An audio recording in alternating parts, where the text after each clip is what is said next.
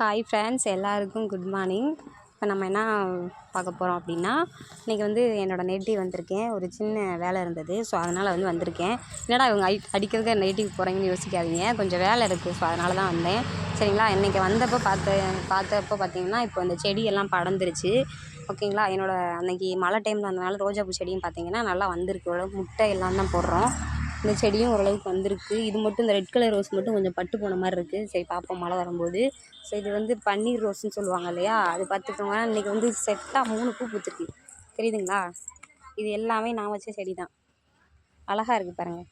3 பூ பூத்துருக்கு ஒரே இதில். இதெல்லாம் மொட்டு விட்டுருக்கு.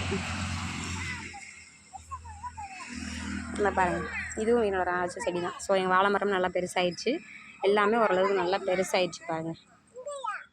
ஸோ இதான் என்னோடய நேட்டிவ். என்னோடய வீடு இப்படி தான் இருக்கும். ஓகேங்களா. Okay, bye, see you.